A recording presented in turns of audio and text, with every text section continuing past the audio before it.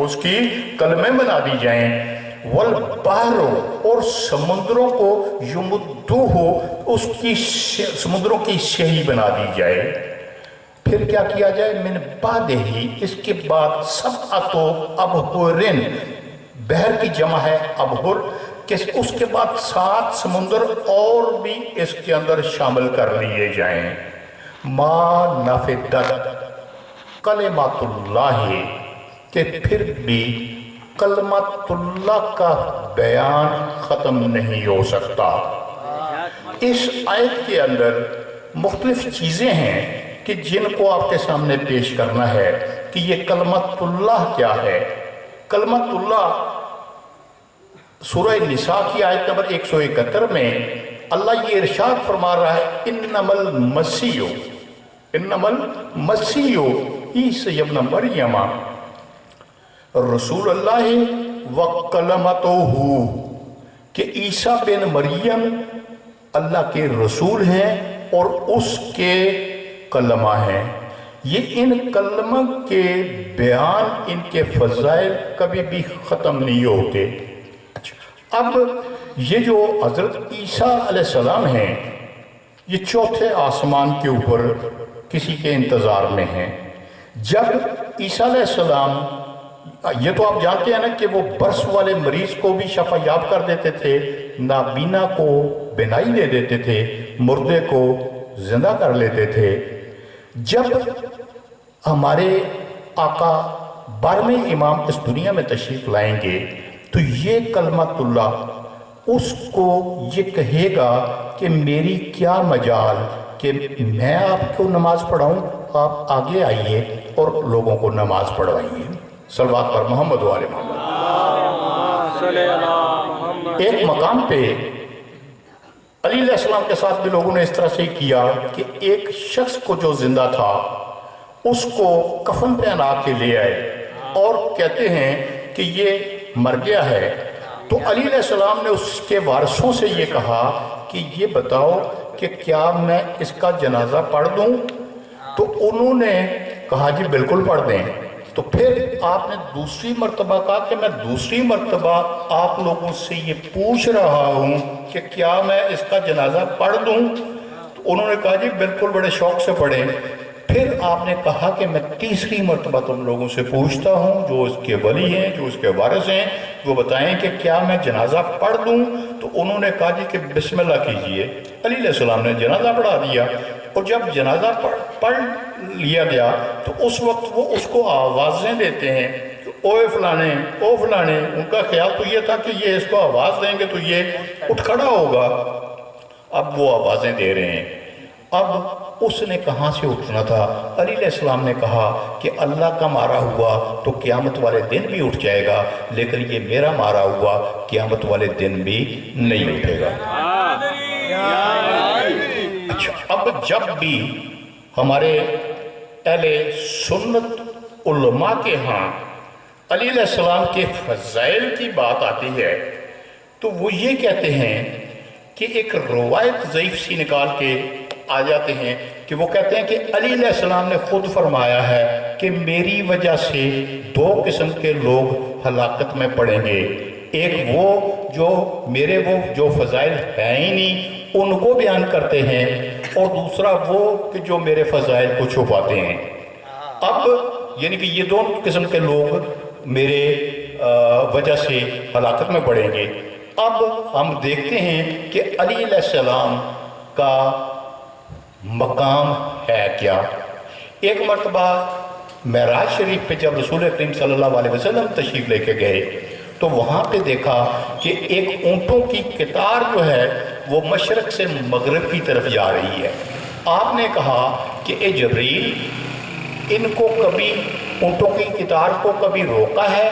तो उसने कहा कि हमारी क्या मजाल कि हम इस कतार को रोकें। तो आपने कहा कि इनको रोको। जब वो कतार को रोका गया, कुछ ऊँटों को बिठाया गया तो पूछा कि हाँ भाई बताओ अब क्या है? तो वो जिब्रील अलैहिस्सलाम ये कहते हैं कि इसके ऊपर सोने के संदूक लदे हुए हैं।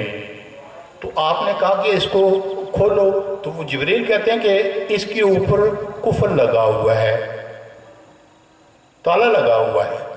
तो आपने जिब्रील से कहा कि जिब्रील क्या तुझे पता नहीं है कि अली रब की रहमत के खजानों की कुंजी हैं, इनका नाम लो ताले खुल जाएंगे। जब उन्होंने अली का नाम लिया तो वो ताले खुल गए। तो अब उन्होंने कहा कि अब बताओ कि इसके अंदर क्या है। तो वो जब पूछा तो जिब्रील फरमाते हैं कि इसमें फज़ाइल अली अलैहिस्सलाम लिखे हुए हैं। सल्लल्लाहु पर मोहम्मद व आले मोहम्मद। अभी चूंकि ये उलमा यही कहते हैं कि जी अली की वजह से दो किस्म के लोग हलाकत में पड़ जाएंगे। एक वो जो गुलू करते हैं। अब ये गुलू क्या चीज़ है? अब इसमें ये फ़राइदुस्समतैन, ये अल मुहद्दिस अल कबीर, यानी कि बाकी लोग तो मुहद्दिस हैं, ये मुहद्दिसुल कबीर है, बहुत बड़ा मुहद्दिस है हमारे भाइयों के यहाँ। वो अपनी किताब फ़राइदुस्समतैन में ये लिखते हैं और इसका तर्जुमा कादरी साहब ने किया है नूरुस्सक़लैन के नाम से।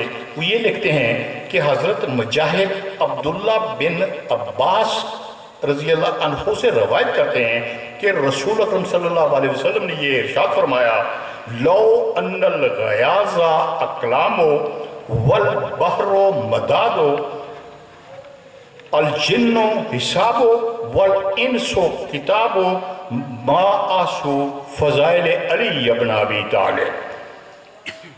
वो ये कहते हैं कि अगर दुनिया के तमाम जो दरख्त हैं उनकी कलमें बना दी जाएं, वल बहरो मदादो और समुद्रों को स्याही में तब्दील कर दिया जाए, अल जिन्नो हिसाबो तमाम जिन्नों को लगा दिया जाए कि वो हिसाब करना शुरू कर दें, वल इंसो किताबो और इंसानों को इसके लिखने पे लगा दिया जाए, तो तुम कभी भी अली के फज़ाइल का अहाता नहीं कर सकते।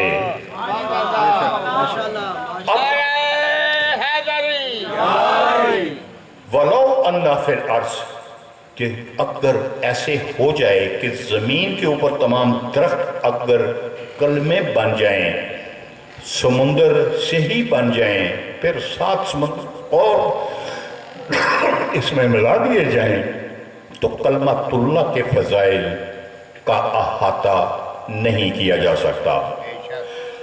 अब इसके अंदर ये बहुत बड़े मुहद्दिस हैं जिन्होंने ये चीज़ बयान की है कि ये कितने के लोग हैं कि जिन्होंने इस चीज़ को, यही चीज़ जो है कि जिसमें हज़रत मुजाहिद जो है वो अब्दुल्ला बिन अब्बास से इसी चीज़ का जिक्र कर रहे हैं। अहले सुन्नत के हाँ कितनी की किताबें हैं कि जिनके अंदर ये चीज़ मौजूद है कि अगर सारी दुनिया के दरख्त कलम बन जाएं, समुंदर से ही बन जाएं और जिन हिसाब में लग जाएं और इंस किताब में लग जाएं, तो फिर भी तुम अली के फ़ज़ाइल को अहाता नहीं कर सकते हो। ये किताब है अर्जुल मुतालिब उबैदुल्लाह अमृतसरी की। फिर इसके अंदर जनाबी उल मुवद्दत है सुलेमान हुसैनी कंदोजी की, इसके अंदर भी ये चीज़ मौजूद है। ज़ादुल उक़बा के अंदर ये चीज़ मौजूद है।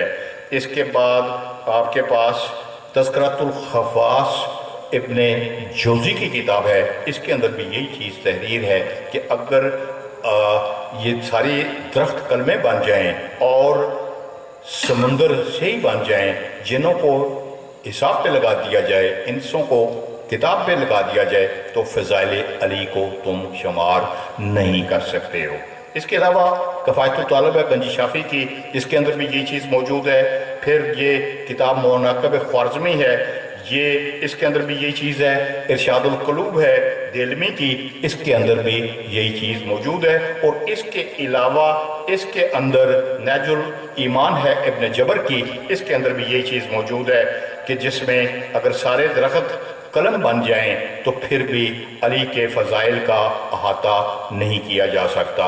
अब गुलू कहाँ पे आएगा कि अब जब सारे दरख्त कलम बन जाएं, समुंदर से ही बन जाएं, तो फिर आप मुझे बताएं कि अली के फ़ज़ाइल की ابتدا کہاں سے ہے اور انتہا کہاں پہ ہے؟ صلوات بر محمد و آل محمد۔ اب یہ جتنی بھی باقی کتابیں یہ اگر آپ سرچ کرنا چاہ رہے ہیں تو خود سرچ کریں اور اس کے اندر یہ تمام چیزیں آپ کو مل جائیں گی۔ اب یہ اس کے بعد میں آپ کے سامنے یہ جو کلمۃ اللہ ہے، کلمۃ اللہ کہ وہ کہتے ہیں کہ ما نفدت کلمۃ اللہ، کہ اللہ اس کے کلمۃ اللہ کے فضائل کبھی بھی ختم نہیں ہوں گے۔ ٹائم چونکہ کم ہے اور میں خواجہ صاحب سے بالکل ان کے ساتھ متفق ہوں کہ مجھے کتنے 20 منٹ پڑھنا ہے، 25 صرف 5 منٹ رہ گئے ہیں، تو 5 منٹ میں کیا پڑھوں گا اور کیا نہیں پڑھوں گا۔ اب یہ کلمۃ اللہ تھی، یہ فرائض السنتین ابراہیم جوینی کی، اس کے اندر یہی ارشاد فرما رہے ہیں کہ حضرت ابو ہریرہ رضی اللہ عنہ کہتے ہیں کہ رسول اللہ نے فرمایا علی، اللہ تعالیٰ نے آپ کے متعلق مجھ سے عہد لیا ہے۔ میں نے عرض کی اے میرے رب مجھے وہ عہد بتائیے، تو اللہ نے فرمایا سنو۔ میں نے عرض کیا میں سن رہا ہوں، تو اللہ نے فرمایا کہ بے شک علی ہدایت کا پرچم ہے، علیو رایت الہدا، میرے اولیاء کا امام ہے، میرے اطاعت گزاروں کے لیے نور ہے، اور وہ ایسا کلمہ ہے کہ جس کو متقین نے اپنے اوپر لازم کر لیا ہے۔ جنابی المعدت میں اور دوسری کتب میں یہ ہے کہ یہ وہ کلمہ ہے کہ جس کو متقین کے لیے اللہ تعالیٰ نے لازمی قرار دیا ہے۔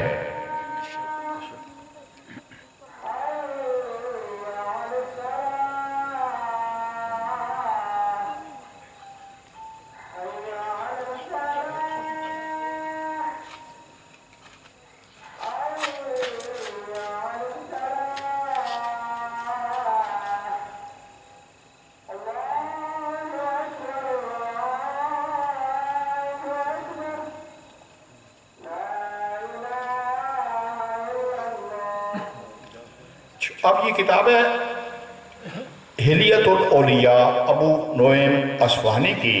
وہ یہ لکھتے ہیں کہ اللہ تعالیٰ نے علی کے بارے میں مجھ سے عہد لیا، تو میں نے عرض کیا یا رب العالمین مجھے بیان کیجئے کہ وہ عہد کیا ہے۔ فرمایا سنو۔ میں نے عرض کیا میں ہمتاً گوش ہوں۔ فرمایا علی ہدایت کے علم ہیں، اولیاء میرے اولیاء کے امام ہیں، اور میرے فرمانبرداروں کے نور ہیں، اور یہ وہی کلمہ ہے جس کو میں نے متقیوں کے لیے لازم کر دیا ہے۔ صلوات پر محمد و آل محمد۔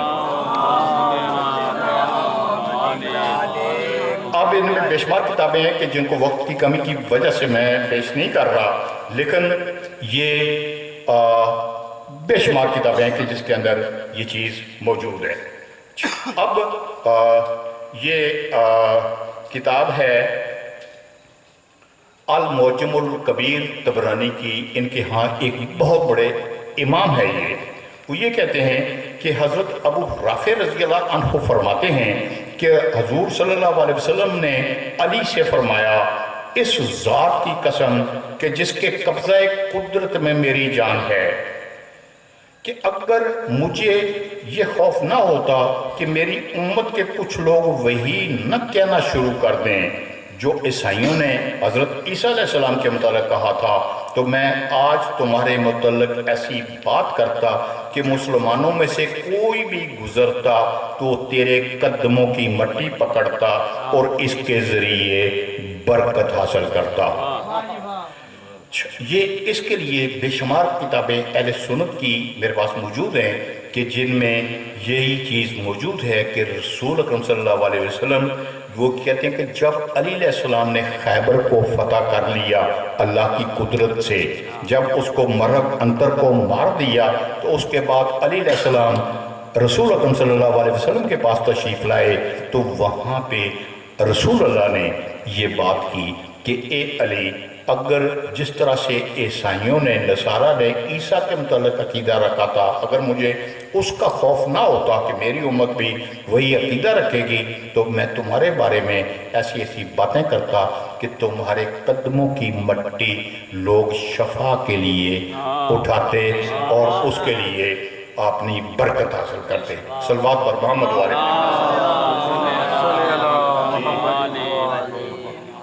اب بات یہ ہے کہ ہمیں کسی سے کوئی لڑائی نہیں ہے، کسی سے کوئی لڑائی نہیں ہے. اب حضرت ابو طالب علیہ السلام نے حضور اکرم صلی اللہ علیہ وسلم کا خطبہ نکاح پڑھا. خطبہ نکاح پڑھا. خطبہ نکاح میں کیا چیز تھی؟ حضرت ابو طالب یہ ارشاد فرماتے ہیں کہ الحمدللہ الذی جعلنا من ذر اسماعیل، کہ اس اللہ کی تمام حمد و ثنا ہے کہ جس نے ہمیں حضرت ابراہیم کی نسل اور اسماعیل کی کھیتی میں پیدا کیا ہے. اب یہ وہ ہیں کہ جن کے اوپر جب آپ درود پڑھتے ہیں، درود ابراہیمی، تو کما بارکتا علی ابراہیم و علی آل ابراہیم کی بات ہوتی ہے. تو یہ ادھر انہوں نے اس چیز کا اظہار کیا کہ تمام تعریفیں اس اللہ کے لیے ہیں کہ جس نے ہمیں ابراہیم علیہ السلام کی نسل اور اسماعیل کی کھیتی میں ہمیں پیدا کیا. پھر وہ یہاں پہ یہ کہتے ہیں کہ جس نے ہمارے لیے ایک گھر بنایا، اس اللہ نے جس نے ہمارے لیے گھر بنایا جس کا حج کیا جاتا ہے اور امن و احترام والا بنایا، ابراہیم کو اور ہم کو اپنے گھر کا محافظ بنایا، اپنے حرم کی خیر خبر لینے والا مقرر کیا، ہمیں لوگوں پہ حاکم بنایا. بلا شبہ تمہیں میرے بھتیجے محمد بن عبداللہ کی رشتہ داری معلوم ہے اور ان کا جن کے ساتھ مقابلہ کیا جائے گا اسی سے وہ میرے بھتیجے بازی لے جائیں گے. اگر ان کے پاس مال کم ہے تو مال تو چلتی پھرتی چھاؤں ہے. محمد نے خدیجہ بن خویلد کو پیغام دیا اور میرے اہل سے اتنا مہر معجل اور اتنا غیر معجل منظور کیا. یقین ہے کہ چند دنوں کے بعد ان کی حالت اچھی ہو جائے گی اور ان کا نام چمک اٹھے گا. یہ کس وقت حضرت ابو طالب اس چیز کا اظہار کر رہے ہیں کہ جس وقت حضرت بی بی خدیجۃ الکبریٰ کے ساتھ عقد کر رہے ہیں. تو یہ ساری چیزیں آپ نے بیان فرما دی کہ اس کا نام اس طرح سے چمکے گا. ٹھیک. اب یہ بہت سی کتابیں ہیں، تاریخ ابن خلدون ہے، سیرت حلبیہ ہے، مدارج النبوت ہے، تاریخ یعقوبی ہے، اور اس کے علاوہ روضۃ الشہداء ہے، ہادی عالم ہے، اسنی المطالب یہ قاضی دہران مکی کی اس کے اندر موجود ہے. اس کے بعد اور کافی ساری کتابیں ہیں کہ جن کے اندر رسول اکرم صلی اللہ علیہ وسلم کا یہ خطبہ نکاح درج ہے. اچھا، اب اللہ تعالیٰ حل جزاء الاحسان الا الاحسان، حل جزاء الاحسان الا الاحسان، کیا احسان کا بدلہ احسان کے علاوہ بھی کچھ ہے؟